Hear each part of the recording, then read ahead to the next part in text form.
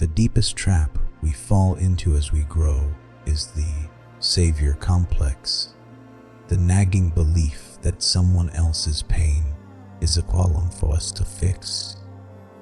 We often confuse the urge to interfere with genuine compassion, yet true wisdom lies in a much more difficult practice, the art of letting others be.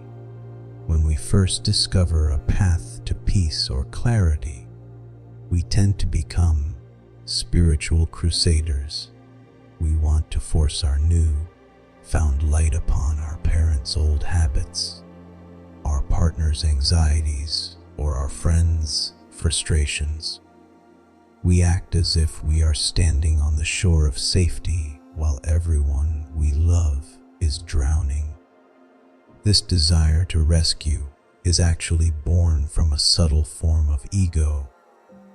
It is the belief that our vision for someone else's life is superior to their own destiny. Real mercy is far more demanding.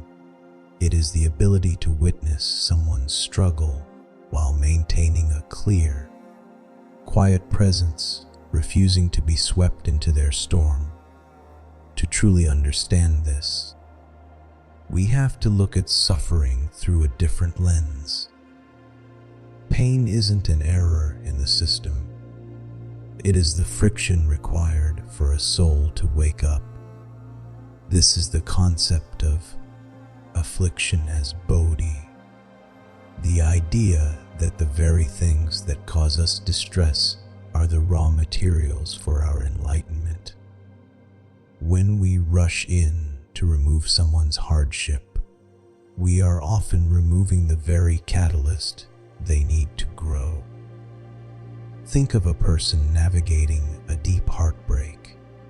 You may want to offer logic to heal their grief, but that grief is the only key. They have to unlock the truth of impermanence, which is the understanding that nothing in this world is fixed or lasting. If you protect them from every bitter wind, you become the well-meaning person who cuts open a cocoon to help a butterfly. Without the struggle of pushing through that narrow opening, the butterfly's wings will never be strong enough to fly. By sparing them the pain, you have cost them their freedom. This bone deep struggle isn't a punishment from the universe. It is a refinement. It forces the gaze inward, away from the distractions of the world. To steal someone's struggle is to steal their self-mastery, the hard-won ability to govern one's own mind and emotions. The universe operates on a precision we rarely appreciate, governed by the law of cause and effect. Every individual is woven into a web of their own history and energy. When you force your way into someone else's life to balance things for them, you are disrupting a karmic cycle you don't fully understand. This isn't about being cold. It is about having a sacred respect for the journey of another soul. True wisdom is standing tall in your own life, like a tree in a forest. A tree doesn't go around trying to fix the other trees. It simply grows toward the light, and in doing so, it provides shade and oxygen for everything around it. Your stability is the most helpful thing you can offer. We must also recognize that truth cannot be forced upon a heart that isn't ready. High frequency wisdom often sounds like mere noise to someone who is still tuned to a frequency of chaos. This is why ancient teachers spoke of connections, the idea that a person must have a certain level of readiness before they can receive help. If someone prefers the dark, your light won't guide them. It will only blind and irritate them. Their internal timing hasn't reached the moment of awakening yet. Dragging someone into the light before they are ready only creates fear and resentment. Their current misfortune is actually their current lesson, a specific curriculum designed by their own life experiences. You are not responsible for their progress. You are only responsible for the clarity of your own heart.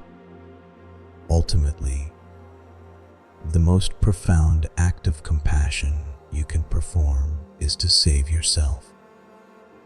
When you stop obsessing over the progress of others and turn your focus back to your own character, you reach the highest state of effortless transformation.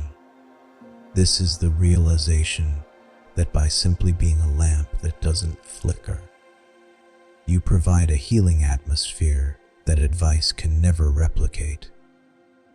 This inner peace radiates outward. When you find your center, your family feels the harmony. When you are free, you give those around you the unspoken permission to be free as well. This is often called non-doing, where you aren't forcing change through action, but allowing change to happen through your state of being. The final goal is to allow the flower to be a flower and the tree to be a tree. It is to move past judgment or the need to correct others, and to arrive at a deep understanding that everyone is exactly where they belong. Sometimes,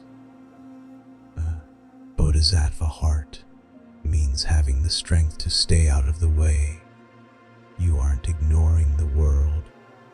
You are trusting the inner strength and the potential for awakening in everyone in it. By standing still, you give them the space they need to see their own path and find their own feet. May you let go of the need to fix the world and instead anchor yourself in the stillness of your own heart.